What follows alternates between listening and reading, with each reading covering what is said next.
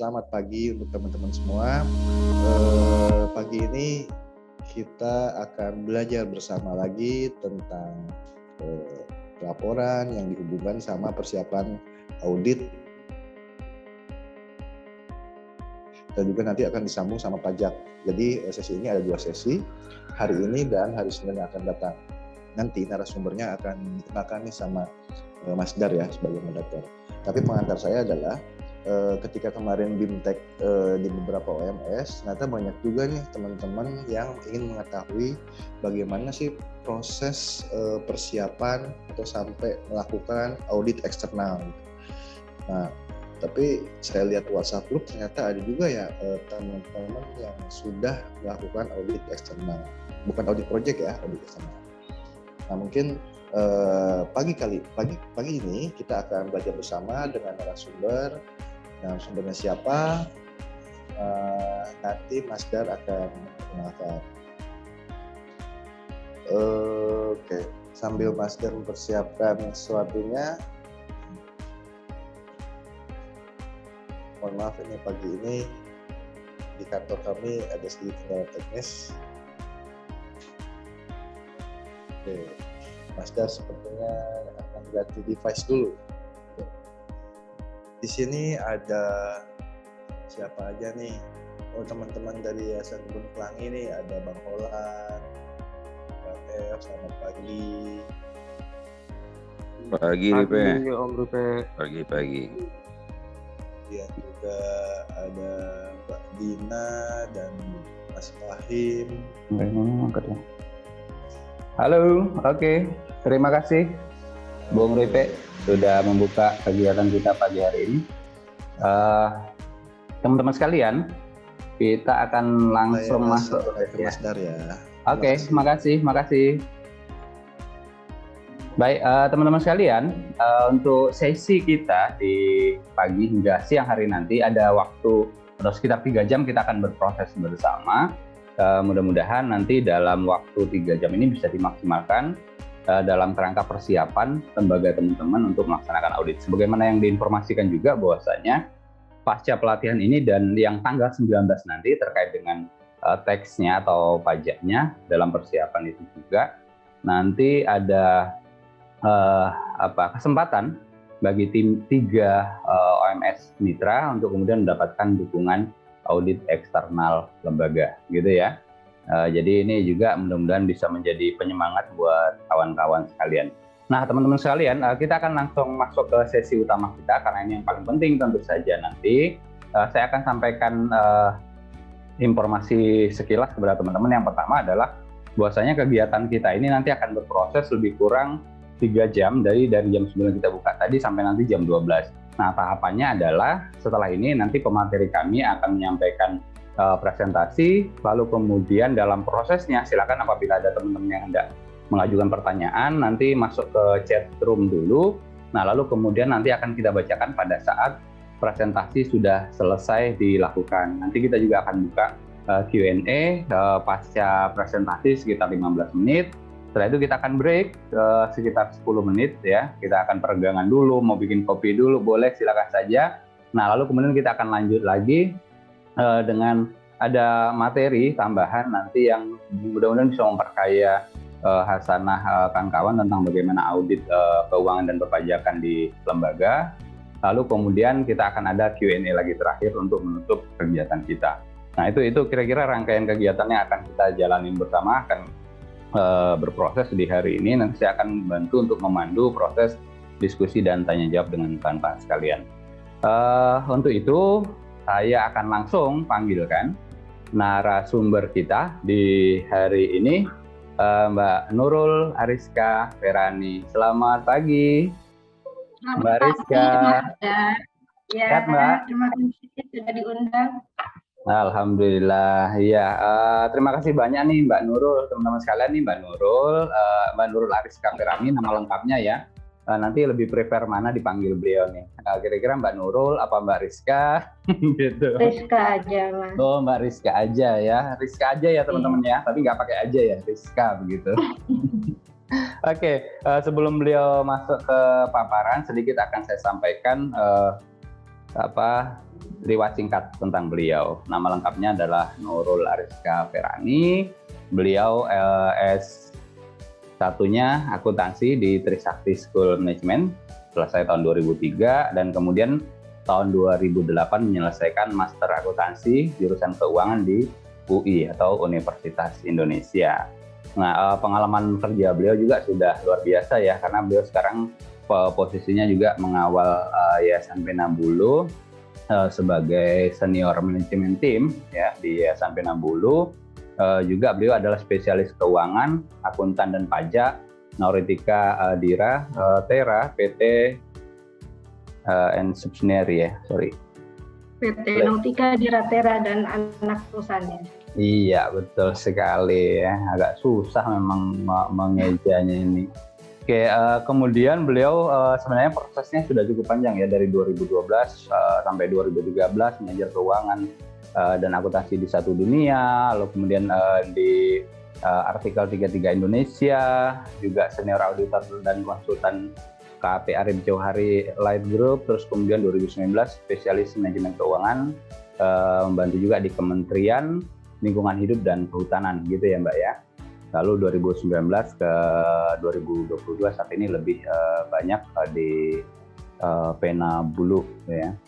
Nah, professional experience beliau sebagai konsultan dan auditor lebih dari 15 tahun pengalamannya. Jadi nanti kan coba bisa explore, bisa tanya, bisa mungkin menyerap ilmu beliau lebih maksimal lagi. Nah, untuk prosesnya nanti saya persilakan kepada Mbak Rizka untuk kemudian bisa memandu presentasi sehingga nanti harapannya di endingnya teman-teman bisa mendapatkan hal-hal yang mungkin bisa menjadi bekal atau modalitas untuk menyiapkan lembaganya dalam rangka persiapan audit eksternal. Saya pikir itu saja sebagai pembuka, sebagai perkenalan. Selanjutnya waktu dan tempat saya persilakan kepada Mbak Rizka untuk presentasi dan menyampaikan paparannya. Nanti sambil kita berproses kawan-kawan silahkan kalau ada yang mau ditanyakan dan lain sebagainya. Silakan Mbak Rizka, saya serahkan kepada Mbak Rizka. Oke, terima kasih Mas Dar. Assalamualaikum warahmatullahi wabarakatuh. Selamat pagi teman-teman semua. Semoga kita semua selalu dalam keadaan sehat ya, dan urusan dilancarkan oleh Tuhan Yang Maha Esa. Ini sepertinya masih ada 3 orang yang di waiting room.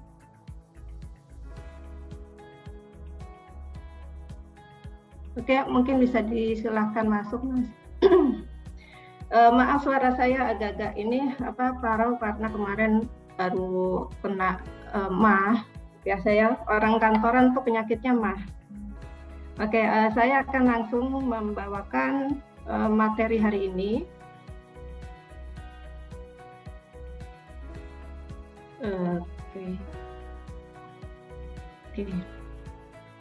Oke, sesuai dengan materi yaitu persiapan lembaga menghadapi audit eksternal ya. Sesuai yang sudah diinfokan ke saya bahwa beberapa teman-teman sudah ada yang melakukan audit eksternal ya.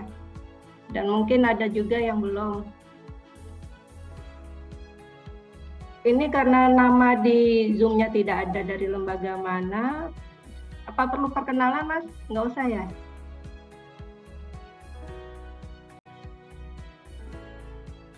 Oke, kita langsung saja. Pemeriksaan akuntansi atau auditing. Menurut salah satu ahlinya yaitu Sukrisno Agus, auditing adalah suatu pemeriksaan yang dilakukan secara kritis dan sistematis oleh pihak yang independen terhadap laporan keuangan yang telah disusun oleh manajemen dengan tujuan untuk dapat memberikan pendapat mengenai kewajaran laporan keuangan tersebut. Laporan keuangan yang dimaksud di sini adalah yang penyajiannya sesuai dengan PSAK nomor 1 untuk lembaga profit atau ISAK 35 untuk lembaga non-profit.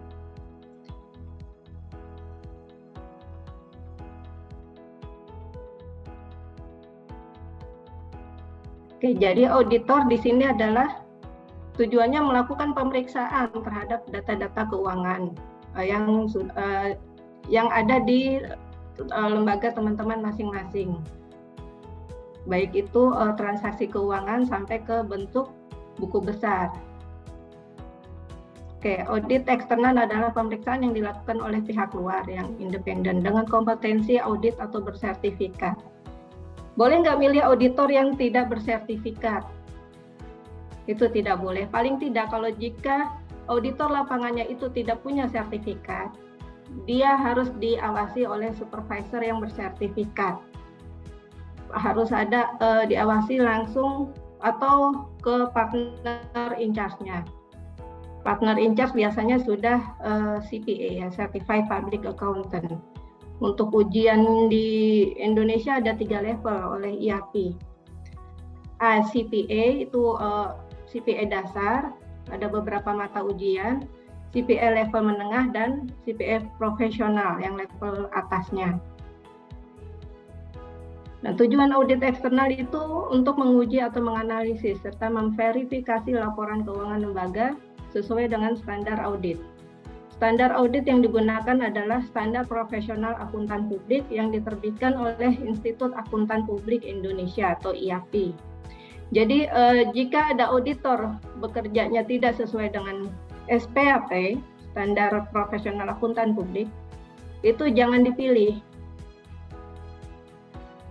Dan jenis-jenis audit umum itu ada audit keuangan, audit operasional, audit ketaatan, dan audit investigatif. Audit operasional itu seperti jika ada donor atau misalnya suatu bank ya ingin melihat apakah mitranya itu sudah patuh terhadap ketentuan yang sudah disepakati bersama. Itu biasanya audit operasionalnya dalam bentuk AUP. Ada yang tahu AUP singkatan dari apa?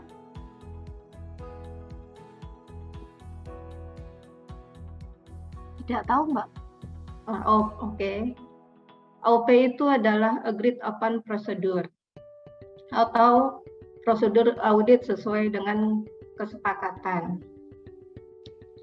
Nah, dalam AUP itu biasanya ada ketentuan atau prosedur sendiri yang diberikan dari donor, atau misalnya bank itu, kalau bank itu agak unik ya, dia prosedurnya mengikuti KOSO, karena bank itu lebih ke teknologi. Teknologi ini digunakan untuk mengamankan data nasabah nantinya.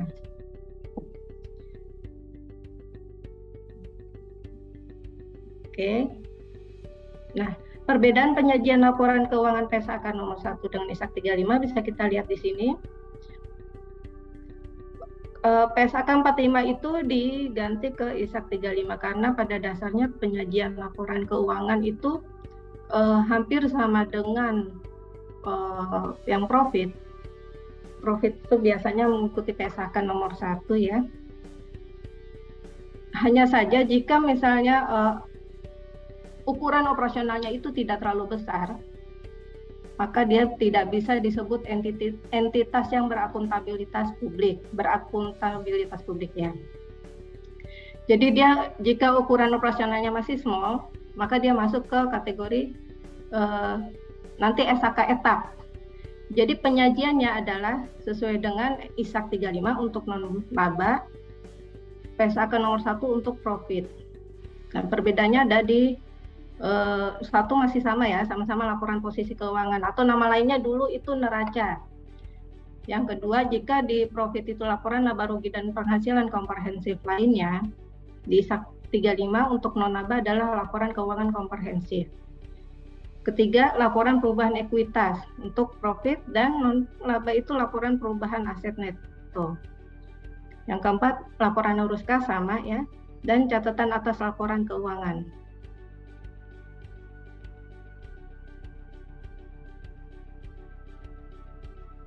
Nah, biasanya data yang dibutuhkan untuk persiapan proses audit adalah auditor nih biasanya menyebut dokumen ini sebagai permanent file. Jadi ada permanent file, ada current file. Permanent file itu adalah file yang tidak akan berubah dalam jangka waktu tertentu. Jika ada perubahan juga harus segera disampaikan, diarsipkan dengan baik. Pertama, akte pendirian yayasan, struktur organisasi dan job description beserta fotokopi pengangkatan direksi untuk masa jabatan yang termasuk di tahun perusahaan atau lembaga yang akan diaudit ya.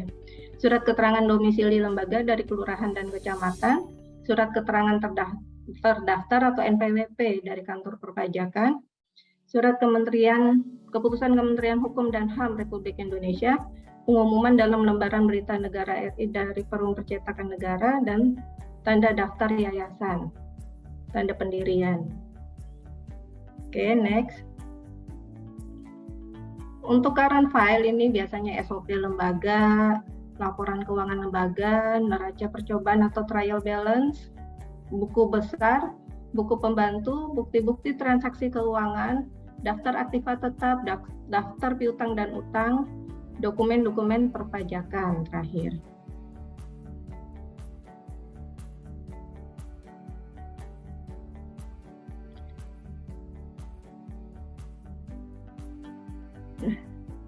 Standar akuntansi yang digunakan entitas berorientasi non-laba. Dulu sebutannya adalah nirlaba ya. Sekarang itu dari IAI disebutnya non-laba untuk para NGO kita ya, LSM atau CBO.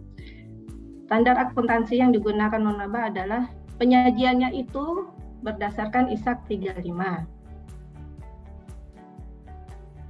Dengan nama penyajian laporan keuangan entitas berorientasi non-laba. Kemudian pencatatan dan perlakuan pos-pos pelaporannya itu berdasarkan SAK etap. SAK etap adalah standar akuntansi keuangan untuk entitas tanpa akuntabilitas publik, yaitu yang memenuhi entitas yang dapat menggunakan SAK etap adalah yang memenuhi 2 kriteria, yaitu entitas yang tidak memiliki akuntabilitas publik secara signifikan dan tidak menerbitkan laporan keuangan untuk tujuan umum. Biasanya untuk yang digunakan oleh di luar kelompok NGO. Oke, ini saya dengar-dengar SAK etap itu paling lama digunakan sampai 2025 karena nanti ada SAK EP, entitas privat, yang digunakan skupnya itu bukan UMKM tapi juga tidak terlalu besar seperti kalau nggak salah seperti Pemda ya. Nah itu SAK EP digunakan di 2025, tapi jika ada entitas yang mau menggunakan lebih maju itu diizinkan oleh IAI.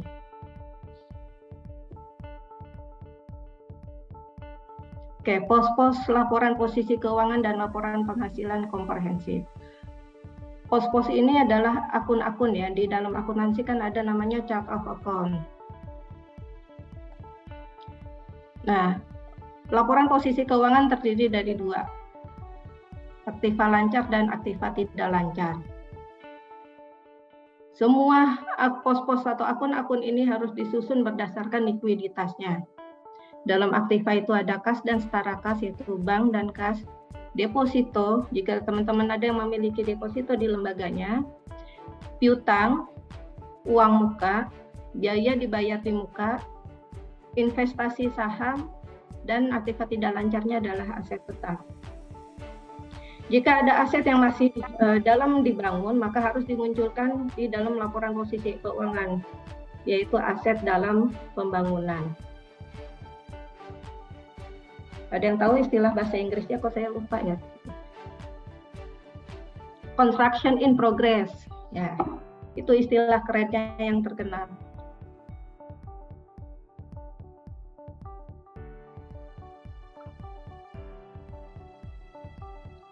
Oke, untuk pasifa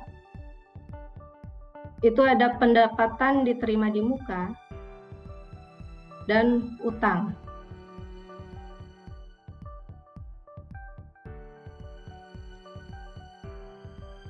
Nah, dalam ISAK 35 itu laporan penghasilan komprehensif terdiri dari 2, yaitu tanpa pembatasan dan dengan pembatasan dari pemberi sumber daya. Isinya kurang lebih sama.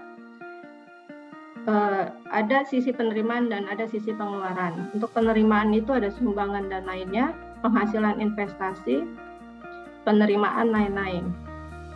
Untuk pengeluarannya yaitu gaji, upah, jasa dan profesional, administrasi, depresiasi atau penyusutan, ada penghasilan biaya bunga dan lain-lain.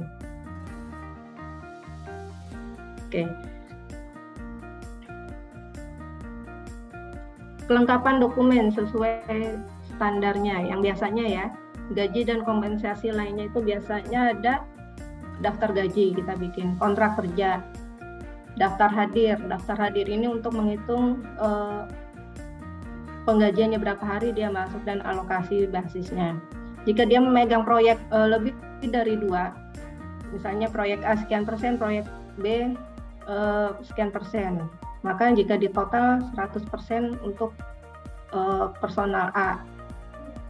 Biaya perjalanan, itu ada dokumen pendukung persetujuan perjalanan dinas, invoice, tiket boarding pass, dan laporan perjalanannya. Pertemuan atau meeting, ada daftar hadir, rekapan biaya, CV pembicara, makalah, dan proceeding. Atau dokumentasinya ya. Sewa, ada perjanjian atau kontrak. Jika dana hibah, maka harus ada MOU atau grant agreement ya. Bukti transfer, laporan, bukti-bukti pengeluaran, laporan hasil monitoring, dan laporan kemajuan proyek. Untuk aktiva tetap, daftar aktiva tetap ini harus dibikin lengkap. Ada tanggal pembelian, sumber dana, harga perolehan, lokasi, pemakaian, kondisi, perhitungan, depresiasi, dan bukti-bukti kepemilikan. Ada juga donor yang akan meminta nanti bukti foto atas aset tetap atau aktiva tetap yang sudah dibeli oleh teman-teman. Nah, untuk procurement itu ada quotation dan selection process. Procurement ini juga sangat sebagai perhatian dari donor. Jadi proses procurement ini harus dicermati dan memiliki dokumen yang lengkap. Perpajakan, dokumen pendukungnya itu SPT tahunan dan SPT masa ya atau bulanan, SSP, dan bukti potong. Sekarang udah e-faktur, jika ada e-faktur atau sebelum bayar kan pakai e-billing, itu disimpan dengan lengkap. Sehingga ketika nanti ada orang pajak nanya, bisa jadi kita kemungkinan salah masukin kode pembayaran dari kode e-billingnya. Misalnya harusnya untuk bayar SPT penghasilan PPh 21, tapi kita masukin kodenya kode PPN. Gitu. Jadi kode billing ini harus lengkap walaupun itu tidak masih bisa diedit. Karena untuk mencari kesalahan dari kode pembayaran biasanya kita dari kode billing. Oke. Ini adalah contoh laporan posisi keuangan.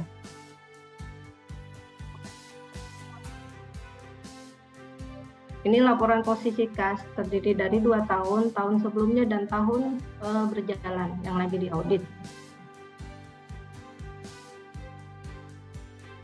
Oke, ada kas setara kas ya, tadi yang sudah disebutin, bunga bank, piutang bunga, investasi, aset pancar lain.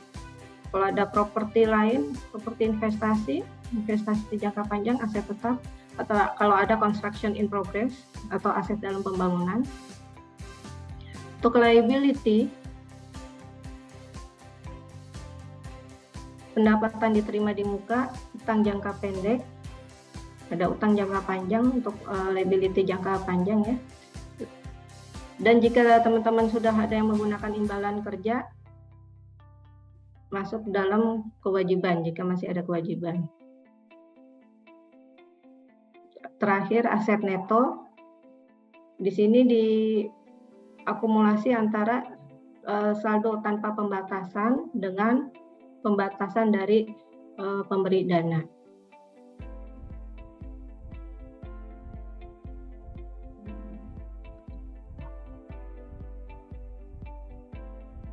Oke.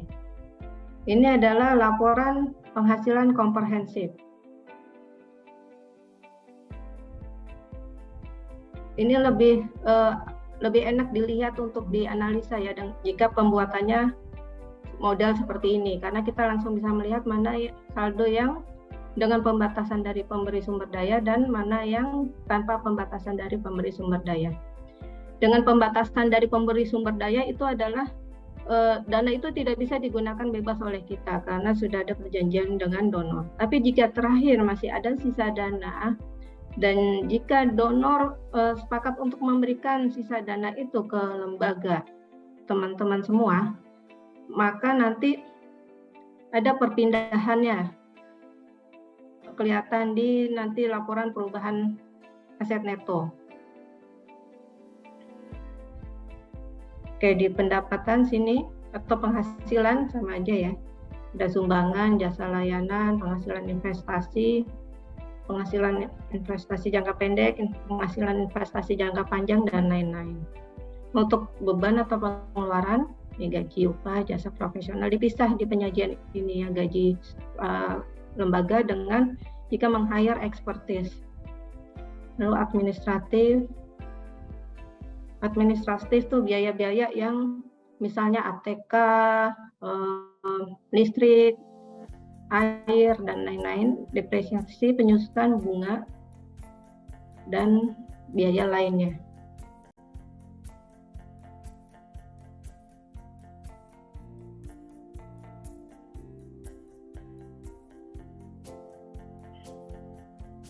Nah, ini perubahan aset neto terdiri dari dua, pembatasan aset neto tanpa pembatasan dan aset neto dengan pembatasan. Dan saldo awal ini didapat dari saldo akhir periode sebelumnya. Surplus tahun berjalan, ini aset neto yang dibebaskan dari pemberi dana, penghasilan komprehensif lainnya jika ada. Lalu sama juga dengan aset neto dengan pembatasan dari pemberi sumber daya ya.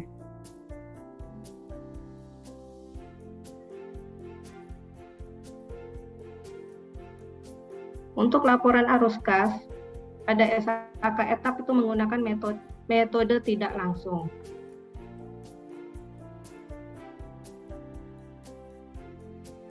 Di sini contohnya adalah metode langsung, kas dari sumbangan, kas dari pendapatan jasa, bunga yang diterima, penerimaan lain-lain, bunga dibayarkan. Aktivitas operasi ini ada kas, bunga yang diterima, dan penerimaan lain-lainnya. Untuk aktivitas investasi, itu dari aset, pembelian aset. Dan di sini ada aktivitas pendanaan, investasi dari dalam dana abadi, investasi bangunan, dan aktivitas pendanaan lainnya. Bunga dibatasi untuk reinvestasi, pembayaran liabilitas jangka panjang. Kas neto digunakan untuk, jadi hasil dari aktivitas operasi ditambah investasi ditambah pendanaan, kita dapat kenaikan atau penurunan neto kas dan setara kas. Nanti ditambahkan dengan kas dan setara kas pada periode tahun lalu, sehingga kita dapat kas dan setara kas pada akhir periode. Kas dan setara kas pada akhir periode itu saldonya harus sama dengan kas dan setara kas yang ada di laporan posisi keuangan.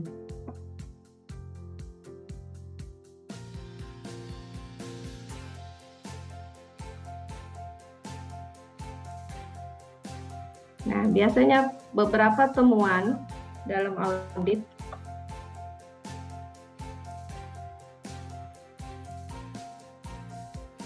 pengakuan sisa dana dari program menjadi hak milik tanpa surat atau kontak yang jelas. Nah, ini harus ada pernyataan dari donor jika ada sisa dana yang bisa menjadi milik lembaga.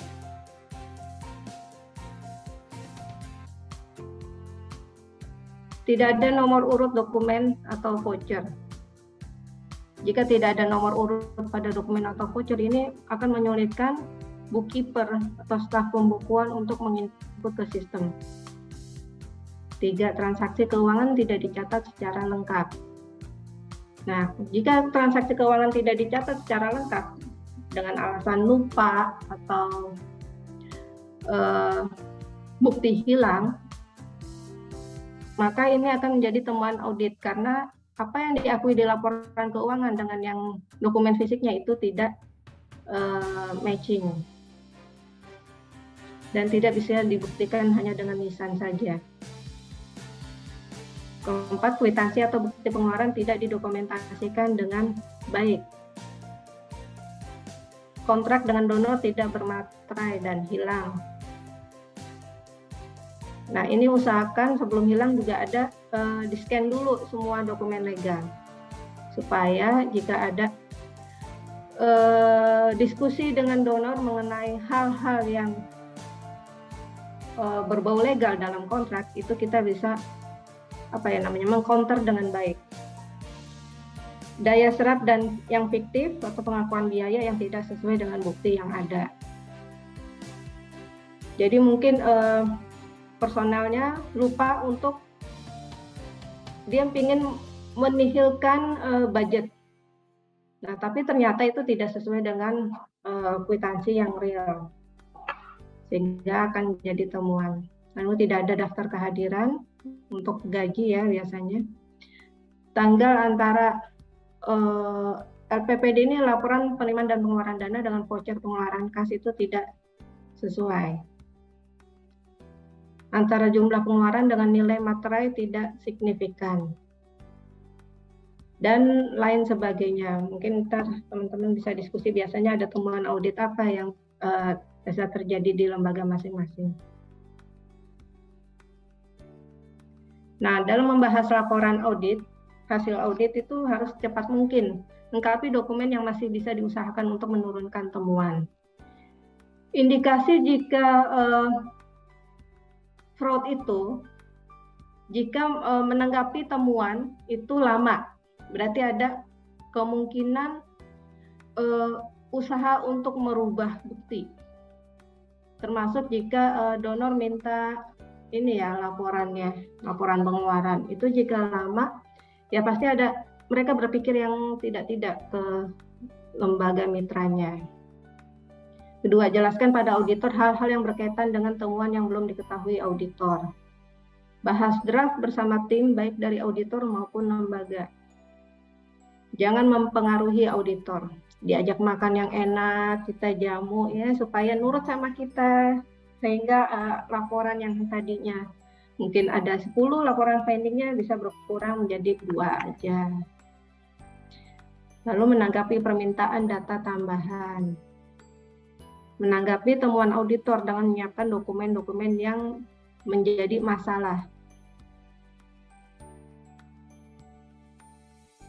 Nah, dalam audit itu ada 5 jenis opini, yaitu unqualified opinion, pendapat wajar tanpa pengecualian, unqualified opinion with explanatory paragraph. Jadi pendapat wajar tanpa pengecualian dengan tambahan bahasa penjelas.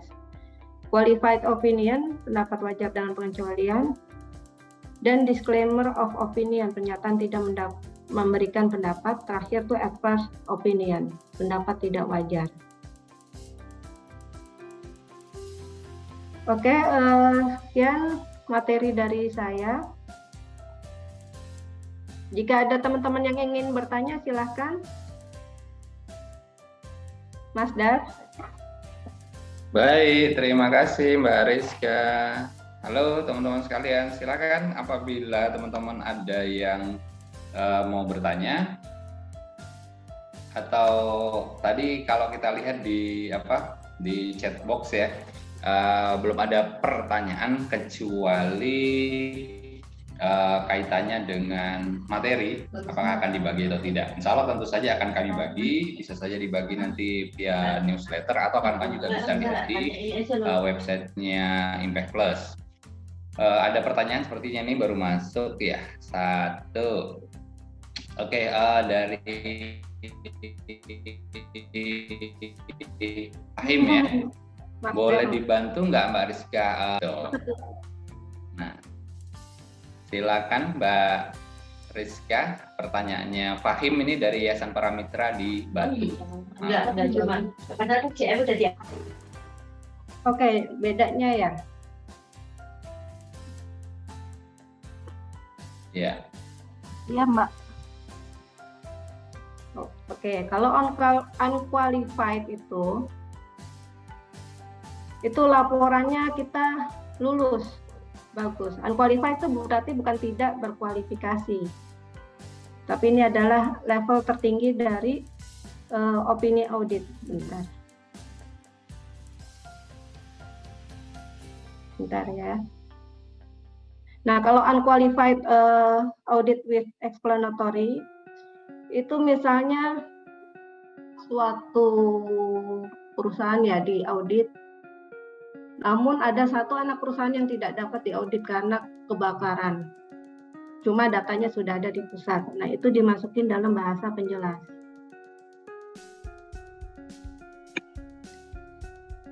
Nah, kalau qualified opinion itu terdapat bukti yang cukup dan tepat oleh auditor memberikan kesimpulan adanya kesalahan penyajian secara individu maupun agregasi hasil audit ini berdampak tidak preventif terhadap laporan keuangan yang tersaji.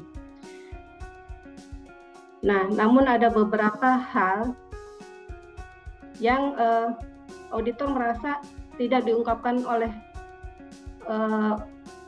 auditinya dengan penuh. Gimana ya bahasanya? Kurang lebih seperti itu. Nah, disclaimer, ini tidak memberikan audit. Biasanya kan kalau nggak sesuai, itu sudah diantisipasi oleh auditor di awal. Jadi ketika mencari calon auditi, atau ketika ada tawaran, ada lembaga yang mau diaudit, dia akan auditor akan menggali informasi dulu sebelum melakukan perikatan.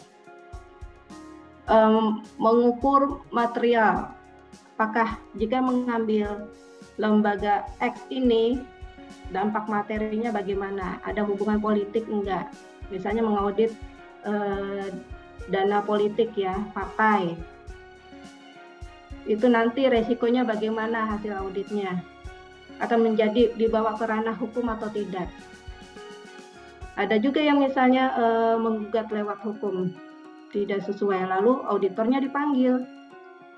Nah, biasanya yang debat di pengadilan itu adalah pihak pengguna laporan keuangannya dan pihak auditinya. Dan auditor itu dipanggil hanya sebagai saksi. Agak deg-degan juga ya resiko auditor itu. Jadi jika mengaudit, carilah yang aman, misalnya saya jadi auditornya. Ya, tapi ini ya sedap-sedap ngeri. Kalau yang misalnya ingin bermain di audit dana partai. Nah, adverse itu apa tadi ya? Adverse itu pendapatnya tidak wajar.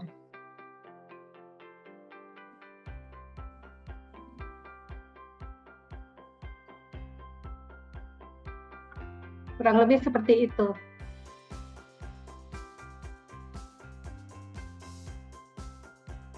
Gimana? Tadi Mbak ya? Oke. Ya, makasih. Pak Fahim, gimana? Apakah ada yang masih perlu diperjelas? Boleh open mic kalau misalnya Mbak Fahim masih penasaran, ada yang masih ingin diperjelas lagi, silakan. Ya, karena kan kebetulan kalau di Paramitra kan memang belum pernah, sudah pernah tapi dulu yang audit kelembagaan sudah lama sekali. Tahun berapa Mbak? Tahun 2 lama ya Mbak, di bawah 2000 berapa ya? Mbak, sudah lama sekali pokoknya. Jadi kemudian kan sudah off lagi, tidak pernah diaudit, cuman yang ada program ini memang dia diauditnya memang setiap tahun. Nah, kemudian di opininya itu kan, makanya saya ini ternyata ada 5 jenjang gitu kan, mulai 1, 2, 3, 5 yang berarti itu paling tidak wajar, itu berarti nggak lolos sekali gitu kan. Nah, kalau yang kemarin itu kebetulan itu opininya itu bunyinya laporan keuangan terlampir menyajikan secara wajar. Nah, saya pengen tahu itu masuknya itu di 1, 2, atau 3. Oh, itu unqualified opinion, Mbak. Memang bahasa di standar SPAP-nya seperti itu. Bahwa laporan ini disajikan secara wajar dan apa ya? Ntar ada contohnya ini kalau mau. Oke, siap. Disajikan secara wajar, kurang lebih seperti itu. Ada juga yang bahasa lainnya tergantung di SPAP nomor berapa. Banyak ya, saya kurang hafal. Nah, kalau audit proyek itu biasanya juga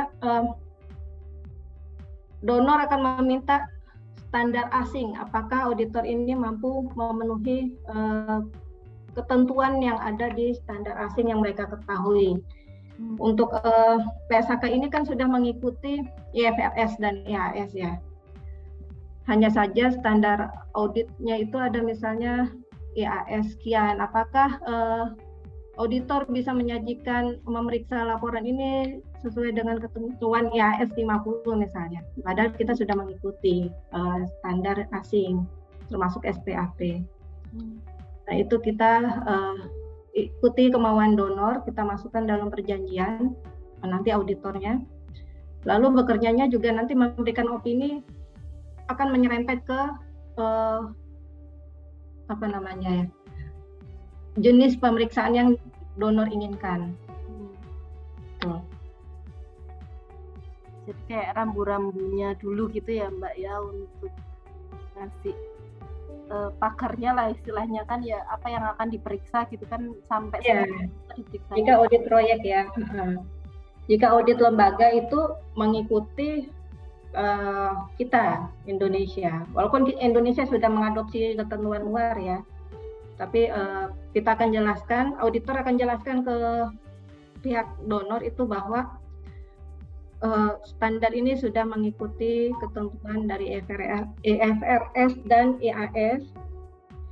Tapi jika ada donor ingin kita auditor melihat ketentuan ini sudah jalan atau belum ya, auditor akan menyanggupinya biasanya. Walaupun itu laporan keuangan lembaga, konsolidasinya berarti ya.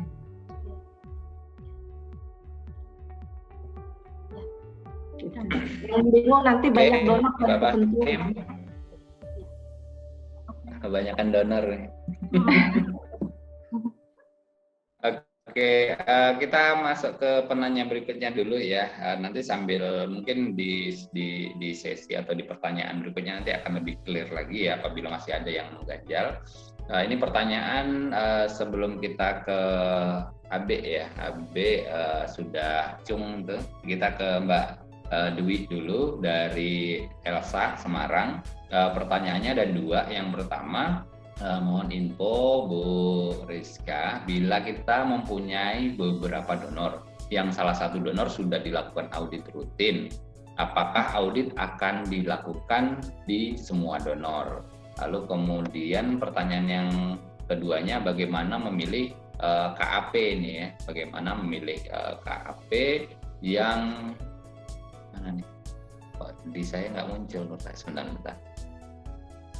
Oke, sebentar. Bagaimana memilih KAP yang baik dan berapa kisaran biaya untuk pemeriksaan audit lembaga? Terima kasih. Itu sudah pertanyaan dari Mbak Dwi Lestari dari Elsa Semarang. Monggo Mbak Rizka. Pertanyaan nomor 1 apa tadi Mas? Ya, boleh yang pertama dulu.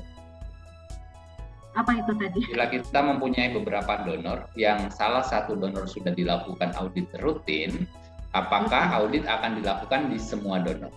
Oh, oke.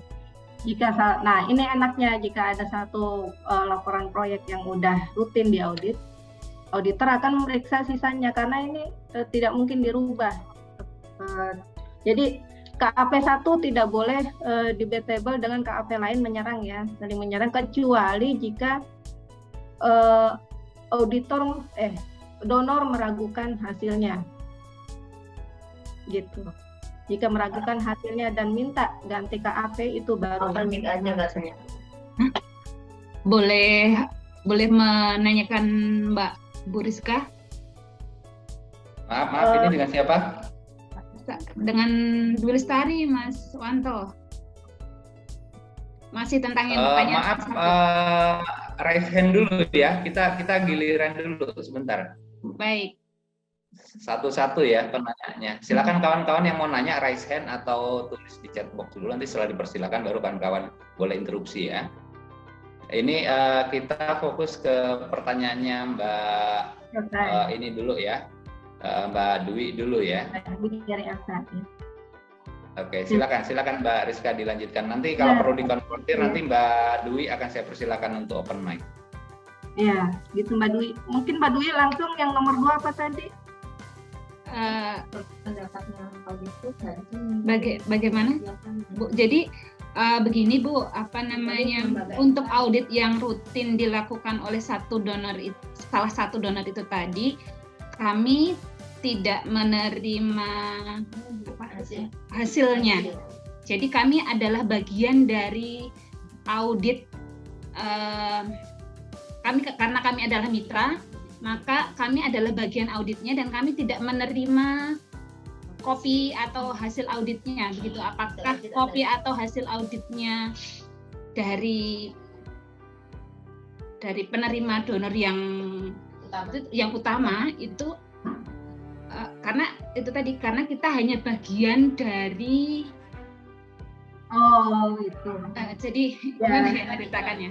Ya paham. Ya, itu biasanya kan pemberi dana yang agennya yang di audit sebenarnya. Dan back donornya dia itu ingin sampling meriksa salah satu mitranya dan kenalah lembaga Elsa. Memang hasilnya tidak diberikan ke Elsa, tapi jika Elsa ingin tahu apakah sudah sesuai atau belum, mungkin bisa langsung bersurat ke pemberi dananya atau agennya itu. Hasilnya tentu saja tidak diberikan ke Elsa karena itu laporan auditnya laporan audit si pemberi dana, bukan laporan audit untuk Elsa. Elsa hanya menjadi sampling aja. Artinya ketika lembaga kami mau diaudit oleh auditor, atas audit yang sebagian itu tadi, asal kita sudah menerima hasilnya, sudah tidak diperlukan lagi begitu ya Bu, hanya sisanya aja ya Bu ya? Iya, kalau hasilnya. Tapi kalau hanya dijadikan sampling, ya nanti auditor untuk mengaudit konsolidasinya lembaga Elsa tetap semua hanya saja semua itu tidak melihat lagi ketentuan donor A, B, C, tapi memang mengikuti SOP lembaga. Kalau yang mengikuti ketentuan donor tuh lembaga audit AUP atau audit proyeknya. Oke, baik Bu, terima kasih. Terima kasih sekali, cukup jelas. Sama-sama. Ada lagi? Perasaan tadi Mbak Dwi 3 deh. Udah ya? Oke. Sudah cukup jelas Mbak Dwi? Iya Mas, makasih sekali. Untuk poin 1-nya sudah sangat jelas. Yang poin 2-nya belum. Poin 2 apa tadi? Ya? Langsung aja Mbak Dwi. 2-nya, mohon maaf saya tadi datang terlambat, tapi diinformasikan bahwa tadi ada, jadi pertanyaannya bagaimana memilih audit atau apa? Bagaimana memilih KAP yang baik dan kira-kira kisaran biayanya berapa untuk pemeriksaan audit lembaga gitu Bu? Ini kan kami siap-siap ya. Siap ya. Oke. Nah, terima kasih sekali Bu Rizka. Sama-sama. Memilih KAP harus yang ada dalam daftar OJK atau Bapepam. Karena biasanya nih KAP menyetor dana keanggotaan ke mereka. Gitu. Jadi jika tidak ada di list mereka, udah pasti itu mungkin KAP yang tidak kredibel ya. Nah, KAP yang sebaiknya KAP yang dipilih itu jika lembaga teman-teman punya proyek yang kompleks, pilihlah KAP yang ada afiliasinya.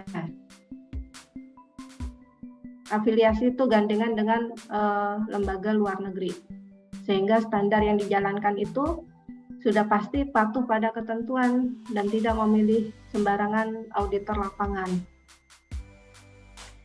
Nah, untuk kisaran harga itu sudah dipatok oleh IAPI. Minimal tuh sekarang PPN naik ya. Bersihnya itu 20 atau 21 juta. Jika ditambah PPN dan PPH, ya nanti berarti gross up. Gitu. Untuk yang di bawah 20, ya ada harga, ada ini ya, ada kualitas ya. Gitu, Mbak. Jadi ya mungkin bisa saja nanti menawar ke KAP yang terkait. Tapi poin yang penting, memilih auditornya, jangan yang ganti-ganti bendera KAP. Karena kalau diperiksa oleh auditor yang suka ganti-ganti bendera, atau mungkin ada teman mengaku sebagai auditor lalu diperiksa, sudah pasti dia tidak terlalu memahami isi SPAP dan ketentuan yang ada di dalam SAK etap, serta mungkin standar akuntansi yang lainnya. Gitu. Kecenderungan bermain koboi bisa saja lebih besar terjadi dibanding memilih auditor yang dari KAP resmi atau yang benar-benar diawasi langsung oleh supervisor yang bersertifikat CPA. Seperti itu, Mbak. Mbak Dwi? Halo? Iya, siap. Makasih sekali informasinya. Sudah Ya, sangat yang ketiga 20 jutaan itu ya kisarannya ya? Iya, Siap-siap bersihnya. Nanti dihitung pajaknya juga ya, Mbak. Oke, baik. Makasih sekali, Mbak. Ya. Yang ketiga, nanti minta donornya aja, Mbak. Dua pertanyaan aja tadi, Mbak Rizka. Oh, 2 ya, oke. Iya, yang ketiganya itu dari AB ya. AB dari Puzzle. Halo B, silakan B, open mic dan bisa tanya langsung ke Mbak Rizka. Iya, selamat pagi Mas dan Mbak Rizka. Salam kenal dari Puzzle. Ya, ini tadi pas ada yang slide tentang opini auditor, aku langsung buka hasil audit yang kemarin. Jadi langsung dicek, itu dibaca takutnya ternyata ada di posisi bawah. Kalau misalnya tadi ada di posisi qualified opinion atau pengecualian artinya itu sudah bisa dikatakan berlolos ya, Mbak ya. Unqualified opinion ya. Terus yang saya tanyakan ini kan kemarin kita audit lembaga dan program. Nah, sebaiknya itu kalau melakukan audit itu berapa tahun sekali, kemudian apakah harus ini kan digabung kemarin, apakah memang harus dipisah, maksudnya kita audit program kemudian audit khusus kelembagaan sendiri itu, atau gimana sih Mbak idealnya Mbak, atau memang bisa digabungkan, karena kan saya yakin teman-teman juga punya banyak tidak hanya satu program di dalam ya idealnya itu apakah bisa digabungkan atau sebenarnya satu-satu dulu aja sesuai kebutuhan audit rutinnya itu, apakah lembaga aja atau program bagaimana itu sih Mbak Rizka. Terima kasih. Nah, kalau ada donor yang minta laporan audit proyek, itu biasanya mereka punya ketentuan sendiri. Nah, jika tidak ada permintaan khusus dari donor, maka jika donor memberikan budget, silakan aja langsung gunakan untuk audit lembaga. Nanti semua biaya akan diperiksa oleh auditor. Tapi auditor akan melakukannya dengan memenuhi ketentuan yang ada di organisasi, misalnya SOP-nya, akte pendiriannya, dan lain-lain. Yang tadi dokumen permanen ya. Terutama SOP keuangan seperti apa, SOP standar akuntansinya, SOP pengadaan jika ada, dan lain sebagainya. Gitu Mas. Iya, jadi justru malah idealnya dia tergantung dari permintaan donor kalian. Kalau misalnya donor minta ya kalau kita sudah ada Mm-mm. sudah ada anggaran yang lebih baik lebih cepat gitu ya Mbak ya. Lebih cepat Iya. lebih baik. Iya, kalau dikasih duit dari donor langsung aja, boleh nggak kami gunakan untuk audit lembaga, daripada ini kan ya buang-buang uang gitu. Oke, itu aja. Ya, Oke. makasih Mas. Oke, Be, makasih. Oke, teman-teman sekalian, satu pertanyaan lagi ya sebelum kita break. Ini dari Fahim tadi, tambahannya barangkali ya setelah tadi mendapatkan informasi dari Mbak terkait dengan pertanyaan Mbak Dwi juga tadi. Menurut pengalaman 20 sampai 21 juta itu tanpa PPN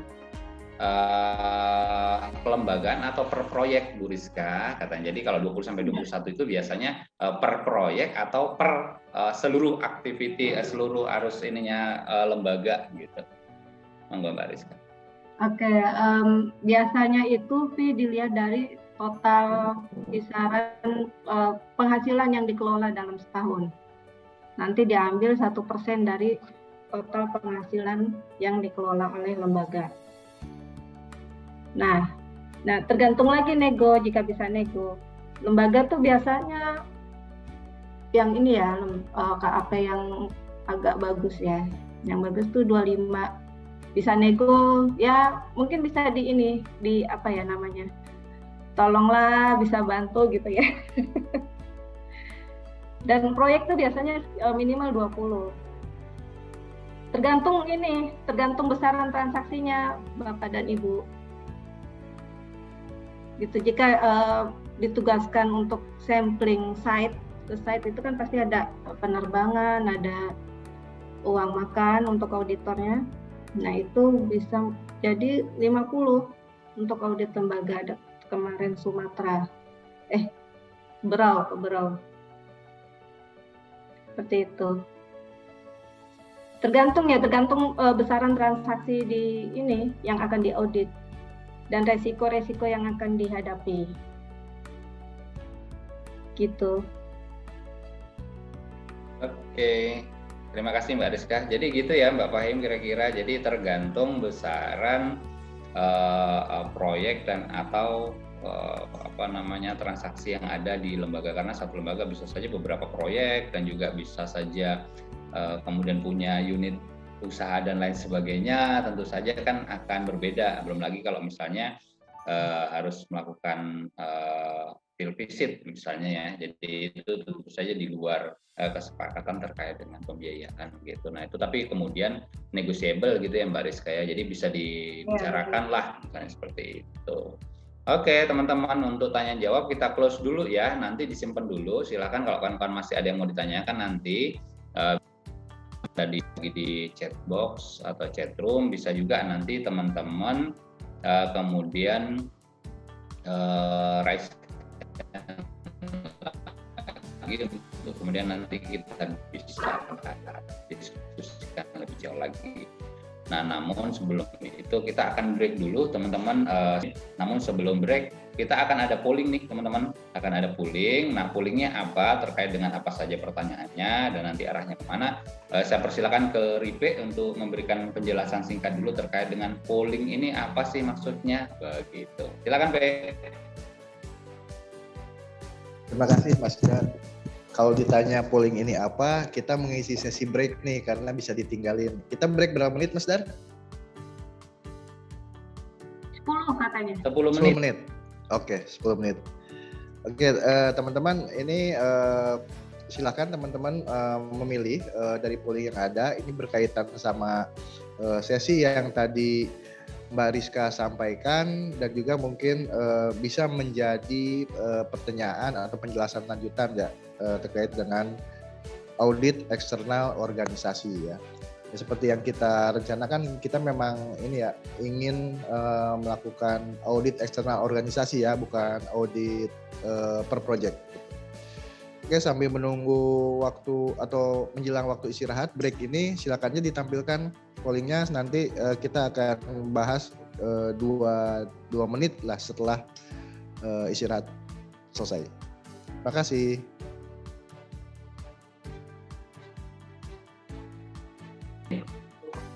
Oke, poolingnya sudah muncul ya teman-teman. Silakan saja diisi, dipilih. Kita akan bahas sekitar 2-3 menit. Oke, untuk itu sesi ini kita istirahat dulu sebentar. Sekarang jam 10 lewat 8. Nah, nanti kita akan masuk lagi jam 10.18 ya teman-teman ya. Atau 10.20 deh, 2 menit untuk ngisi ini. Oke, sampai ketemu. Halo teman-teman sekalian. Ayo kita ngumpul lagi. Sudah selesai bikin kopi, teh, peregangan. Oke, teman-teman sekalian, hasil pooling sudah keluar. Nah, dan untuk membahas Ripe, silakan Ripe. Oke, terima kasih. Ya, di antara waktu kita sambil ngopi dan ngerokok tadi nih, saya mengajak teman-teman untuk memilih mana sih yang paling sesuai nih. Ini mungkin ada beberapa yang bisa dijawab juga nih sama Mbak Rizka. Ini pertanyaannya, setelah mengikuti sesi pagi ini, bagaimana menurut Anda tentang kesiapan OMS Anda untuk menjalani audit eksternal ya, dalam hal ini audit organisasi, bukan audit project gitu. Ini ada sekitar 6% Mbak Rizka yang memilih masih kurang paham tentang apa manfaat audit eksternal. Nah, mungkin mohon bantuannya ya Mbak Rizka. Terus kemudian di pilihan kedua, OMS kami siap untuk dilakukan audit eksternal, semakin cepat semakin baik. Ini 0%. Kenapa nih nggak ada yang siap? Nah, yang berikutnya yang paling banyak. Kami ingin diaudit eksternal, tapi masih membutuhkan asistensi kelengkapan dokumen untuk diaudit, katanya itu. Terus kemudian ada juga yang bilang atau memilih masih banyak persyaratan dan kesiapan dokumen OMS kami yang harus dilengkapi. Mungkin tahun depan baru siap, katanya gitu, untuk audit eksternal. Ini minta tanggapan Mbak Rizka ya, nanti menunda audit itu pertimbangannya apa sih harusnya gitu. Terus yang terakhir ini ada 6%. Saya bingung mau pilih yang mana. Sepertinya ini pertanyaan jebakan katanya. Ini siapa nih yang jawab nih? Saya curiga yang kemarin Bimtek ngobrol-ngobrol sama saya kayaknya nih mau ngasih ada yang mau ngaku nggak yang pertanyaan terakhir ini siapa supaya kita tahu perspektifnya gimana? Ayo ngaku. Yang pasti bukan saya. Siapa yang mau berbagi? Holland ya bukan ya? Ini di sini nih. Oh, kalau nggak ada nggak apa-apa. Tapi ini ada beberapa poin yang mungkin Mbak Rizka bisa bantu jelasin ya dari perspektif teman-teman terhadap audit eksternal organisasi. Silakan Mbak Rizka. Ya, oke, baik. Manfaat audit eksternal itu sendiri, itu misalnya jika teman-teman ingin mencari dana yang besar ya, misalnya ada akses dana Green Climate Fund, itu mereka membutuhkan laporan audit calon mitranya agar laporan keuangan yang sudah disajikan oleh lembaga teman-teman itu bisa dipercaya, sudah sesuai dengan ketentuan standar akuntansi yang berlaku di Indonesia. Tapi jika misalnya tidak ada pihak manapun yang menuntut untuk membuat laporan keuangan itu harus diaudit, tidak diaudit pun tidak apa-apa. Jika misalnya kendalanya masih di dana budget auditnya ya. Tapi jika ada donor yang minta ya mungkin bisa bantulah itu minta dana dari donor Bapak Ibu. Jadi jika tidak ada pihak manapun yang mensyaratkan untuk harus membuat laporan keuangan auditif, tidak diaudit juga tidak apa-apa. Karena itu sekali lagi kita harus menghemat dana operasional kita ya di lembaga.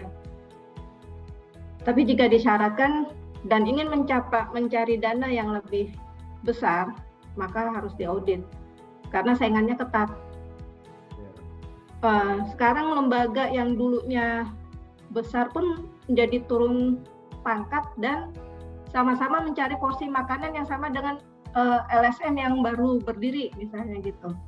Jadi saingannya tuh dengan lembaga yang sudah kredibel.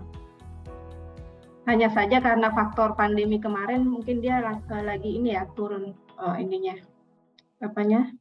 operasionalnya, sehingga mencari makanannya itu, sumber makanannya saingannya sama dengan lembaga yang mungkin baru 2-3 tahun berdiri gitu. Apakah sudah bisa ini tadi menarik nih tentang, jadi mungkin ya mengajukan ke suatu lembaga donor untuk audit eksternal, dan biasanya menurut pengalaman Mbak Rizka, lembaga donor itu peluangnya besar untuk memenuhi ya, atau bisa sharing cost atau seperti apa Mbak? Iya, bisa sharing cost Mas. Bisa sharing cost dengan lembaga, mungkin misalnya awal-awal mau melakukan perikatan donor ya dan membuat budget. Nanti ajukan saja dan kebutuhan adanya audit. Bisa untuk audit lembaga keuangan, atau mungkin jika ingin melakukan audit ISO bisa juga. Oh, audit ISO beda lagi ya. Audit ISO, iya, kebetulan di salah satu di Departemen Penapulu sudah audit ISO gitu. Oke, kalau menurut Mbak Rizka, sharing cost yang wajar tuh proporsinya, persentasenya berapa Mbak untuk lembaga donor? Kalau mau mengajukan? Ya, kan kalau minta ke orang lain minta yang besar aja ya. Besar. Tapi dipenuhinya. Bisa langsung nembak 20 nih saya butuh. Oke. Kan paling sharing cost-nya kebutuhan jamuan ya, atau misalnya PPH fotokopi dan lain-lain. Untuk kebutuhan audit kan ada biaya lain-lain yang terduga, PPH dan PPN, PPH pajak ditanggung lembaga misalnya sharing. Tanggung lembaga. Ya. Oke, terima kasih atas penjelasan tambahannya. Sama-sama. Saya silakan lagi ke moderator, silakan. Oke, terima kasih Bung Ripe atas informasi terkait dengan pool kita, dan kemudian juga mengeksplor kira-kira hal-hal apa yang ada di dalamnya. Kemudian saya pikir ini juga akan memperjelas apa yang harus disiapkan oleh teman-teman dalam rangka persiapan audit nantinya, gitu ya. Jadi ada yang minta juga semakin cepat semakin baik, gitu. Oke, teman-teman sekalian, sebelum kita masuk ke sesi kedua, setelah ini kita akan ada sesi kedua, ada presentasi materi singkat nanti lagi dari Mbak Rizka, dan kemudian nanti kita akan munculkan tanya jawab lagi. Boleh kan kapan persiapkan diri untuk kemudian nulis di chat box, dan atau nanti bisa raise hand pada saat sesi presentasinya sudah selesai. Nah, sebelum itu mau ngasih bocoran dikit, kayaknya kita di pertemuan ini juga dihadiri oleh tax trainer kita untuk session berikutnya. Ada Bro Uki ya. Halo Bro Uki. Ya, ada yang ngintip nih. Woi. Halo Mas Dan. Tolong Om David dikasih dulu, tunjukin senyumnya Om Uki ini. Iya. Mas Dan, ya. Jadi nanti Bro Uki akan berproses bersama kita teman-teman di tanggal 19 nanti ya, terkait dengan pajak atau perpajakan, karena konteks audit nantinya selain keuangan tentu juga akan berkaitan dengan pajak atau perpajakan gitu. Kasih bocoran dulu dong Bro Uki, sedikit saja clue kira-kira apa nih yang mau kita bahas nanti setelah sesinya Mbak Rizka di minggu depan. Bocoran dikit ya Mas, terkait dengan perpajakannya mungkin gini, kalau misalnya tadi kita bicara sudah banyak soal laporan keuangan dan audit Mas, maka kemudian yang harus kita lakukan di step selanjutnya adalah kita harus mengevaluasi laporan keuangan yang sudah disusun oleh teman-teman lembaga, dicek laporan perpajakannya seperti apa. Itu sih Mas, baik itu PPH 21, PPH 23, PPH final, semuanya nanti akan dicek apakah sesuai dengan kita. Karena akan ada sanksi yang akan harus kita lakukan kalau misalnya kualitasnya tidak sesuai dengan keuangan yang sudah diaudit. Udah ada denda setahun ya jika denda sih belum tentu sih Mbak, tapi ada potensi kita dikasih surat cinta sama KPP Mbak. Itu bikin mules. Karena KPP itu sekarang lagi sangat-sangat agresif. Ember. Aduh. 500.000 tuh bisa denda sekali telat ya. Iya Mbak. Oke, demikian Mas Dar. Salam kenal buat Bapak Ibu semua. Terima kasih kamera lagi ya. Bro Uki atas bocorannya ya, sudah berkenan juga gabung. Memang nanti harapannya supaya bisa bridging ya, menjembatani supaya informasinya clear nanti yang dari Mbak Rizka kemudian muaranya ke Bro Uki gitu ya. Oke, kita akan lanjut ke sesi berikutnya. Kami persilakan kepada Mbak Rizka untuk melanjutkan sesi presentasi sebelum nanti kita bungkus dengan diskusi dan tanya jawab lagi. Oke. Ini saya akan memberikan contoh laporan audit ya, laporan audit eksternal. Ini dari KAP Dr. Andes Bambang Mujiono dan Widiarto. Beliau itu dosen di Trisakti. Sekarang udah sangat sepuh ya. Sudah lama saya nggak berkontak dengan beliau. Ini kebetulan contohnya dari Yayasan Hutan Biru. Periode auditnya 1 April 2020 sampai 31 Maret 2021. Nah, ada juga beberapa KAP yang sekarang itu KAP tidak memerlukan cover dengan logo KAP, karena pada dasarnya laporan keuangan audited adalah milik lembaga yang tanggung jawabnya penuh ada pada lembaga, bukan pada auditor. Jadi jika ada KAP yang tidak memberikan logo untuk ditaruh di cover, maka itu tidak ada masalah untuk pembaca laporan keuangan auditnya nanti.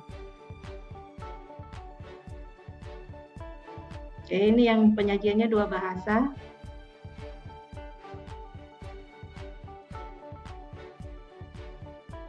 Nah, di sini laporan auditor independen, ada nomor ya,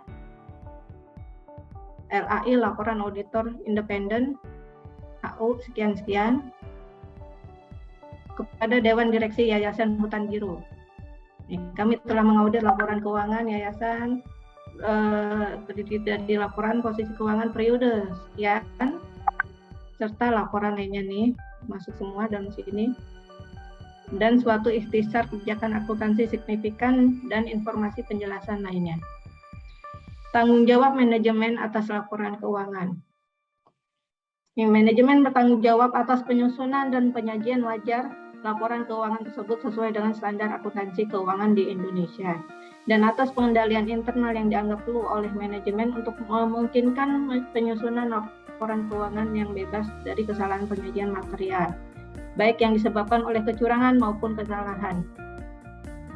Jadi lebih baik sebelum mulai audit, teman-teman harus menyiapkan SOP di lembaganya masing-masing, karena nanti itu sebagai dasar kerja auditor. Segala ketentuan atau yang biasa berlaku di lembaga teman-teman itu dikunci di SOP. Ya, misalnya ada personil ngambil job juga di luar. Nah, jika di lembaga biasa harus menyumbang ke lembaga atas pengambilan job personel tersebut di luar sekian persen, maka tuangkan saja dalam SOP, gitu ya. Nah, kita lanjut lagi, tanggung jawab auditor. Tanggung jawab kami adalah untuk menyatakan suatu opini atas laporan keuangan tersebut berdasarkan audit kami. Kami melaksanakan audit kami berdasarkan standar audit yang ditetapkan oleh Institut Akuntan Publik Indonesia. Standar tersebut mengharuskan kami untuk mematuhi ketentuan etika serta merencanakan dan melaksanakan audit untuk memperoleh keyakinan memadai tentang apakah laporan keuangan tersebut bebas dari kesalahan penyajian material. Jadi material ini ada hitungannya sendiri untuk auditor. Misalnya jika suatu lembaga yang dianggap material itu di atas 5%, maka itu akan tidak akan membuat opini menjadi unqualified opinion. Gitu ya. Jadi ini material ini hitungannya dari auditor. Nah, suatu audit melibatkan pelaksanaan prosedur untuk memperoleh bukti audit tentang angka-angka dan pengungkapan dalam laporan keuangan. Prosedur yang dipilih bergantung pada pertimbangan auditor, termasuk penilaian atas risiko kesalahan penyajian material dalam laporan keuangan baik yang disebabkan oleh kecurangan maupun kesalahan. Oke. Nah, ini opininya. Menurut opini kami, laporan keuangan terlampir menyajikan secara wajar dalam semua hal yang material. Posisi keuangan Yayasan Hutan Biru periode 1 April 2020 sampai dengan 31 Maret 2021, serta kinerja keuangan dan arus kasnya yang berakhir pada tanggal tersebut, sesuai dengan standar akuntansi keuangan di Indonesia.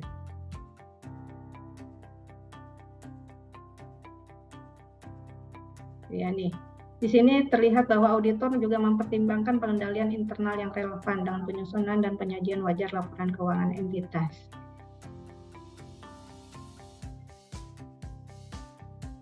Tanda tangan, suatu KAP harus memiliki nomor izin lisensi. Tuh, nomornya Bapak Bambang.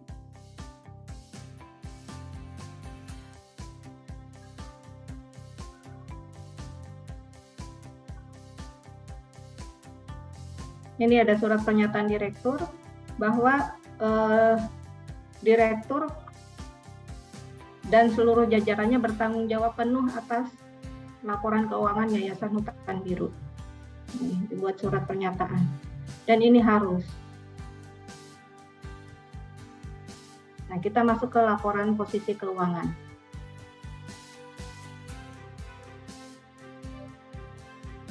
Seperti inilah penyajiannya. Ini penyajiannya sesuai dengan ISAK 35 ya.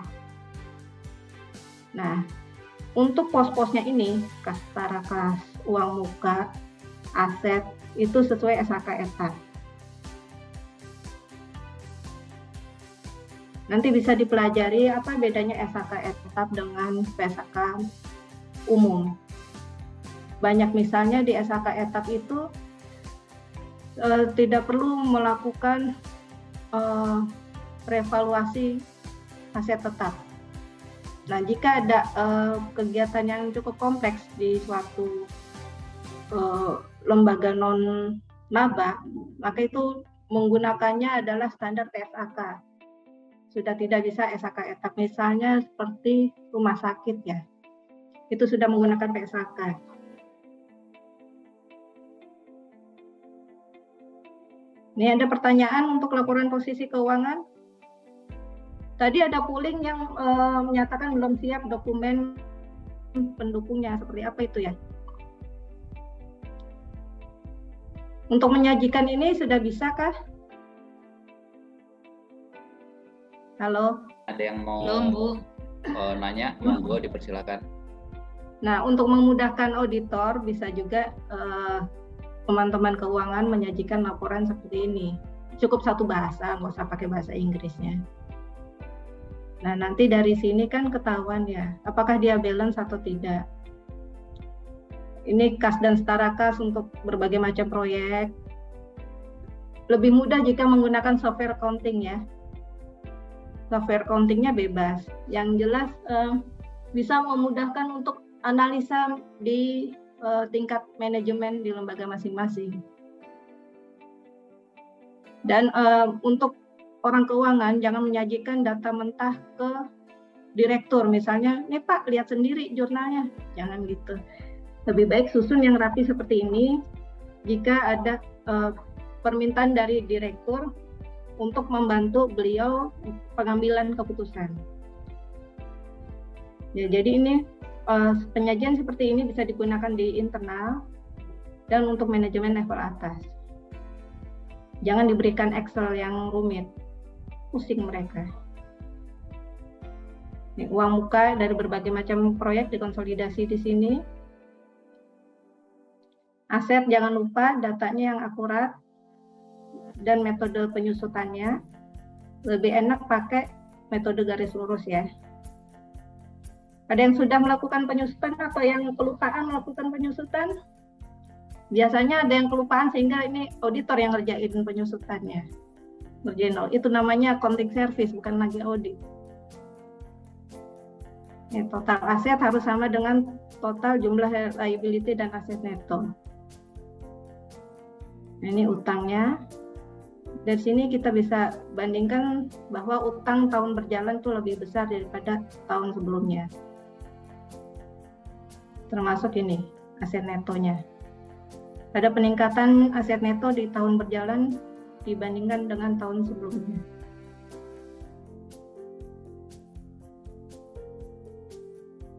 Ini laporan penghasilan komprehensif. Penyandingan dengan tahun sebelumnya. Ini dia periodenya kelihatan 2 tahun, padahal dia setengah jalan dari jatuhnya itu di tengah-tengah tahun. Tadi kan 1 April sampai dengan 1 bulan April. Nah, ini kolom tanpa pembatasan dari pemberi dana, ini kolom dengan pembatasan dari pemberi dana. Sumbangan dananya sekian. Penerimaan lainnya, total penerimaan dikurangi pengeluaran. Ini pengeluaran di lembaga atau mungkin ada pemberi dana yang tidak ada pembatasannya. Ini dari donor yang membatasi. Membatasi itu berarti dana dari donor tidak boleh digunakan oleh aktivitas lain tanpa seizin donor terkait. Total penerimaan dikurangin pengeluaran, surplus atau defisit, dalam kurung ini defisit, ini surplus. Nah, ini ada pengalihan sisa dana dari yang dibatasi dengan dipindahkan ke tanpa pembatasan. Total penghasilan komprehensif.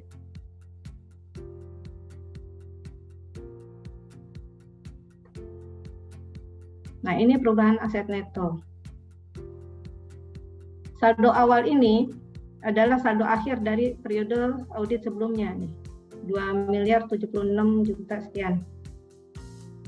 Oke, ditambah surplus tahun berjalan. Ini sama dengan di sini nih. Nih ya.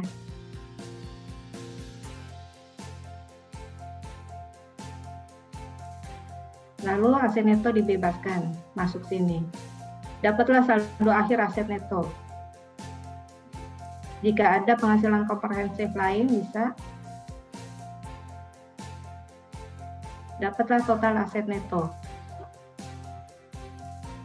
Ada pertanyaan sampai sini?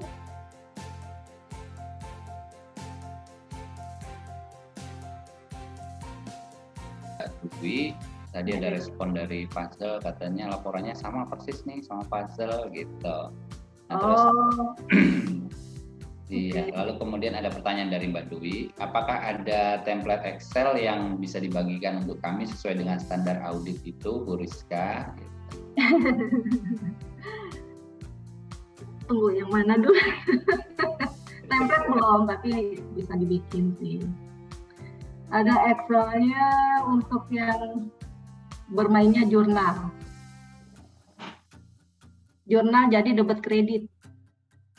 Itu ada jika teman-teman sudah bisa melakukan debit kredit ya Excel. Jadi belum pada pakai software ya. Kalau donornya banyak, Excel agak-agak rumit. Kalau untuk di kami itu yang salah satu donor sudah pakai software, tetapi yang di lainnya itu kan belum, Bu. Jadi apa kan biasanya komprehensif itu tadi ya yang jadi belum. Iya. Nah, software yang dari donor itu yang terkait nggak bisa dipakai untuk lembaga? Nggak bisa. Oh, oke. Berarti harus Excel lagi ya, tarik lagi. Iya. Oke.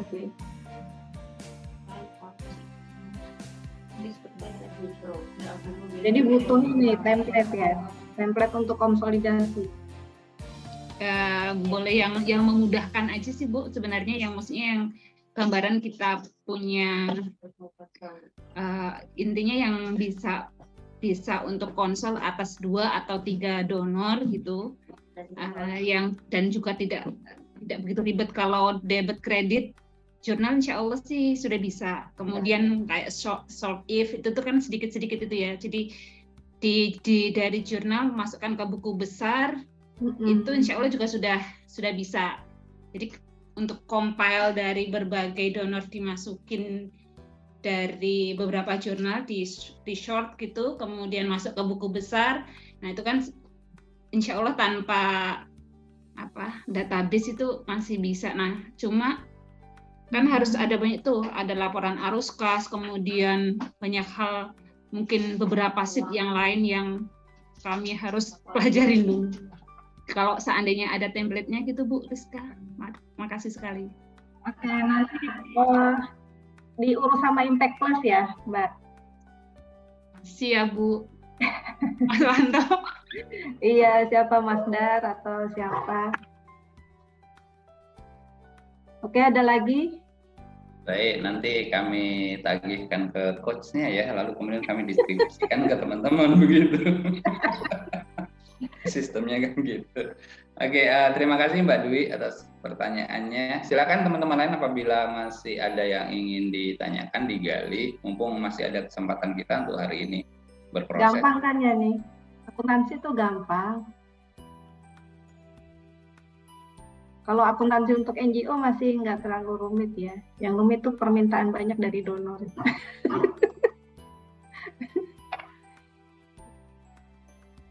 Mbak Rizka, saya boleh ikut bertanya Mbak? Boleh. Ini karena saya jarang juga membuka file-file yang terkait dengan keuangan karena biasanya Mas Ade Soprin ya melakukan itu. Ini di dokumen ini di tengah itu kan ada tahun ya 2020-2021, kemudian di sampingnya ada juga tahun 2019-2020. Nah, dokumen ini apakah ini periode tahun auditnya adalah 2 tahun atau hanya 1 tahun? Itu pertama. Terus kemudian definisi laporan arus kas per 1 April sampai 31 Maret itu menunjukkan periode audit kah atau lama audit atau seperti apa Mbak? Ya, ini pertama periode yang diaudit adalah yang sebelah kiri, biasanya yang terkini.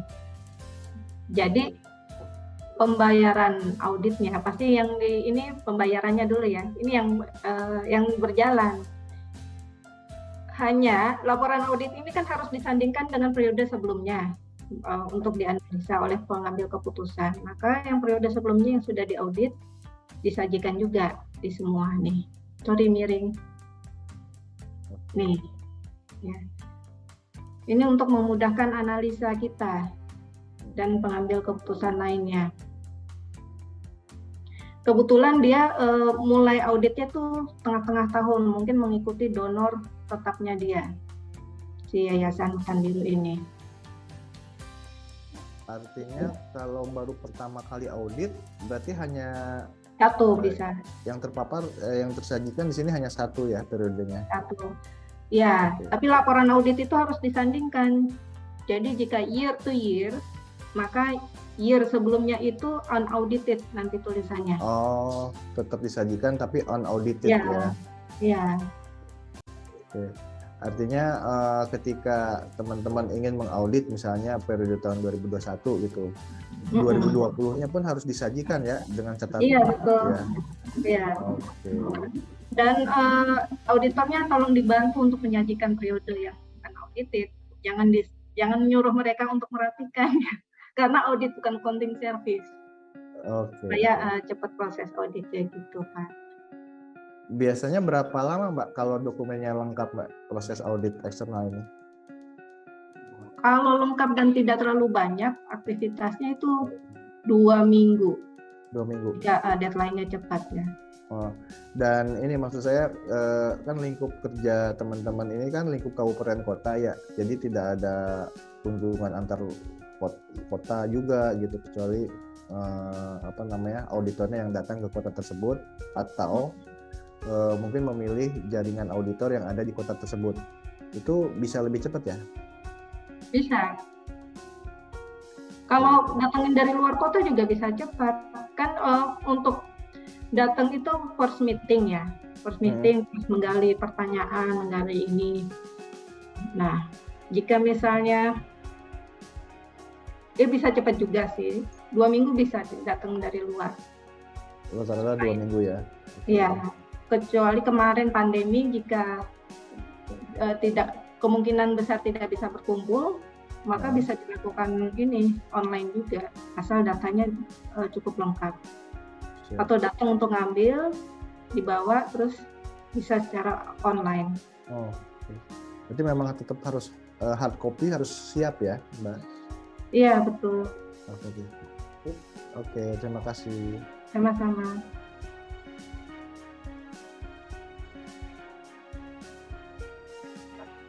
Mudah-mudahan nambah mencerahkan ya teman-teman yang lain yang belum sempat nanya atau terpikir gitu ya. Silakan kalau masih ada teman-teman yang ingin boleh pernyataan juga selain pertanyaan, tidak apa-apa juga gitu. Tapi kalaupun mau bertanya, kita masih buka kesempatan ke teman-teman sebelum kita akhiri sesi ini, karena ini sangat penting sekali untuk persiapan audit lembaga teman-teman nantinya. Masih adakah yang ingin digali lebih jauh?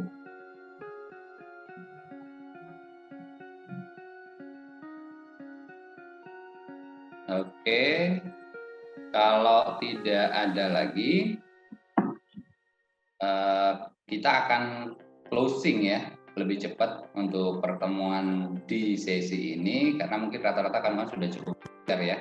Mungkin hanya tinggal beberapa hal saja yang pada kesempatan kali ini perlu dipertajam lagi gitu, kaitannya dengan kebutuhan lembaga teman-teman dalam rangka persiapan untuk melakukan audit eksternal gitu. Oke, kalau sudah tidak ada teman-teman, maka saya pikir itu untuk pertemuan kita. Sebelum kita tutup dan atau kita akhiri pertemuan ini, saya persilakan kepada Mbak Rizka untuk memberikan closing statement atas sesi kita hari ini. Monggo Mbak Rizka. Oke, terima kasih atas partisipasi Bapak Ibu semua. Semoga data keuangan di lembaga Bapak Ibu itu lengkap ya, dan bisa disusun secara sesuai dengan standar akuntansi untuk non-maba gitu. Dan tetap semangat di tengah-tengah COVID yang masih ada berlanjut nih ya. Jadi yang keberlanjutan nggak hanya lembaga, COVID juga ini beranak pinak ya. Tetap sehat dan terus berkarya. Terima kasih. Terima kasih kembali. Terima kasih Mbak. Teman-teman, itu tadi paparan dari Mbak Rizka.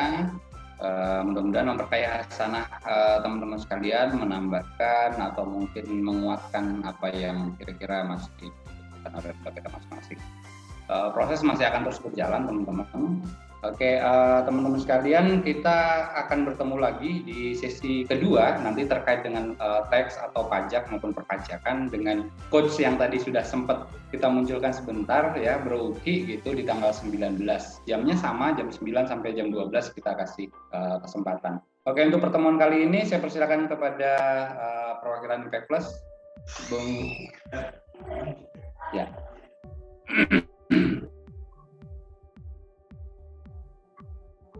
Ya, jadi pertemuan kita kali ini, sebelum nanti saya tutup teman-teman di akhir sesi nanti kita akan foto bareng. Sebelum itu saya persilakan dulu kepada Bro Ripe untuk menutup pertemuan kita di pagi hari ini. Silakan, Bung Ripe.